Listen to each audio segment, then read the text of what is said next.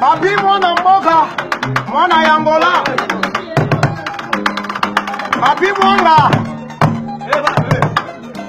Beba iwe iwe iwe. Beba iwe iwe iwe. Bonde la bebe. Zina bonde la bonde la bonde la bebe. Bebe. Hey. Bonde li bonde. Bonde la bebe. Bebe. Hey. Bonde li bonde.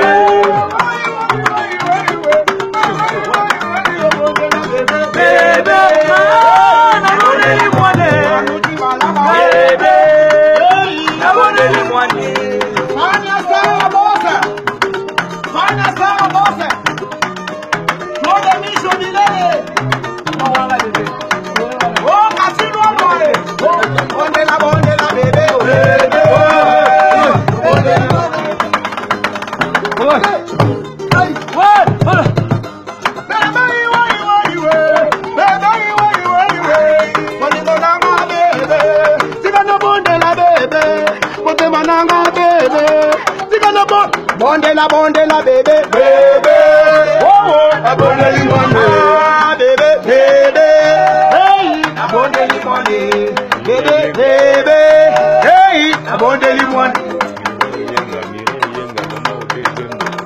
Mira ye yango mama odana lambo, hey, yoga di legi.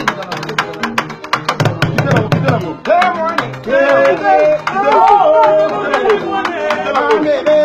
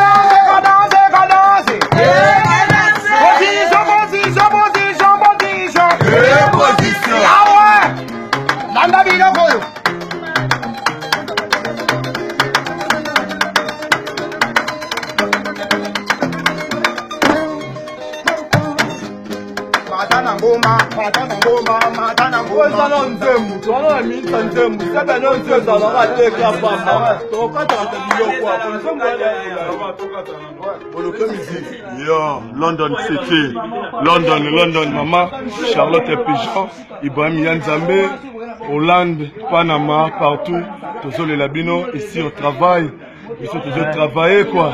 Bobo japonais porte-parole à Mokilio, et puis Maman Charlotte Pigeon, Tony Twingy, Maman Fatouma, Bassalam Mingi, Bouda Ibrahim, Maman Charlotte Pigeon,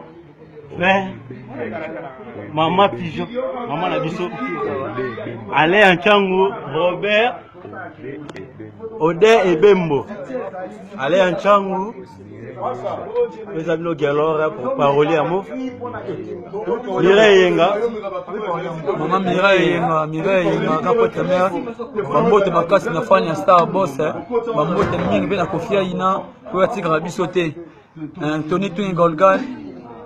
Tous allez toujours bas na bino bango ceux qui bino te tous até ya ka bino tous allez tous allez dans la coda docteur Amona te c'est bien mon ça Mana Diodor bala mais il est toujours na temps kalaga abino les labino mabe boza grand secrétaire à Mouf yemoko die mamu d'Angola au continent bango secrétaire général kalaga abino en les lamabe à Marie-Claire Fatouma sa majesté kalaga yo aleli mabe akokate souci Tony Twingy alela yo tobato. Bon, mingi on a vraiment en tout cas. L'idée maman Yanzambe na nyoso. Non, maman Charlotte Pigeon. Vraiment na bazala papa maman. Sentiment vraiment petit Tobaga toujours na simana. Donc on a dit nous avons la langue de tout idéologie za moko. Na sport Jean-Louis Naya. Donc Yannick Luta Maro, Yannick Maro.